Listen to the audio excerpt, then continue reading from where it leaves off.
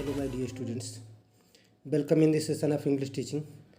अंग्रेजी शिक्षण के इस सत्र में हम लोग class 8th NCERT it's so happened का जो फर्स्ट चैप्टर है how the camel got his hump, इसके सेकेंड पार्ट का क्वेश्चन आंसर पढ़ने जा रहे हैं। अगर आपने इसकी समरी सारांश हिंदी में नहीं देखा है तो डिस्क्रिप्शन बॉक्स में लिंक पड़ी है, जाकर देख लीजिएगा। आइए देखें ये comprehension check question.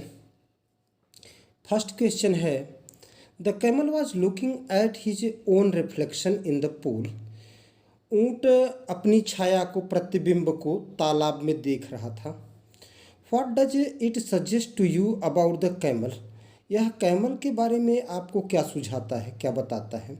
Answer, the camel was looking at his own reflection in the pool.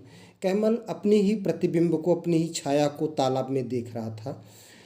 This shows that he was quite proud of his looks.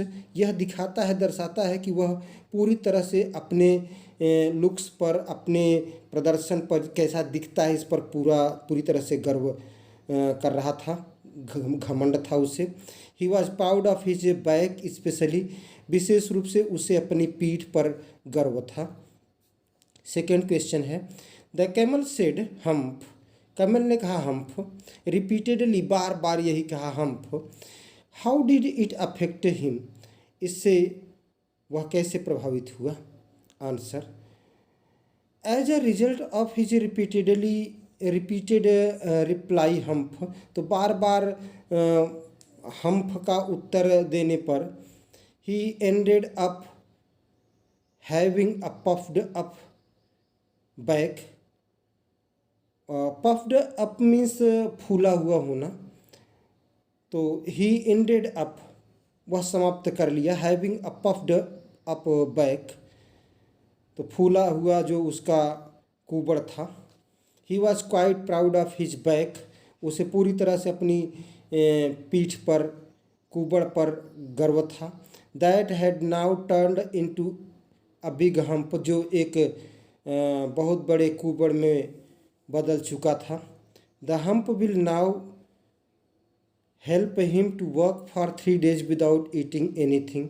और ये कुबड़ अब उसकी मदद करेगा, 3 दिन तक बिना कुछ खाए काम करने में मदद करेगा।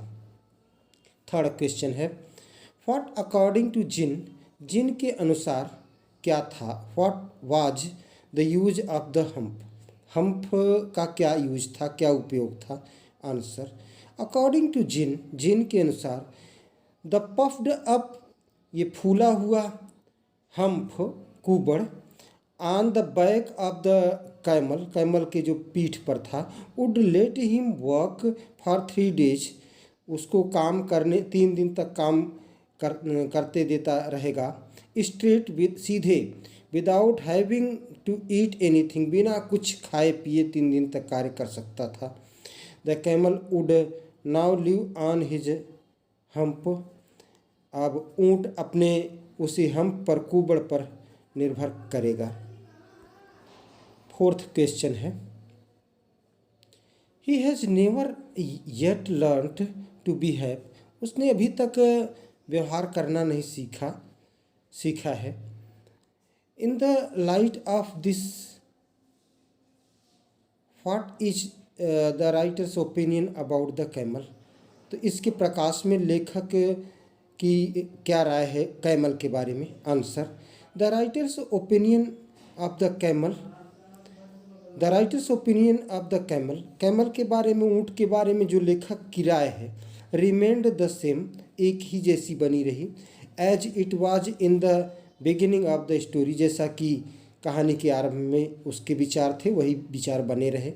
The camel is still a lazy, camel अभी भी एक आलसी है। He failed to compensate for the first 3 days he missed working, तो पहले 3 दिन वह कार्य करने में असफल रहा, तो उसको he still makes fun of others, और फिर भी वह दूसरों का मजाक उड़ाता रहा। तो प्रिय छात्रों, ये थे आपके कम्प्रिहेंशन चेक क्वेश्चन। उम्मीद करता हूँ कि आपके लिए हेल्पफुल होंगे। Thanks for watching.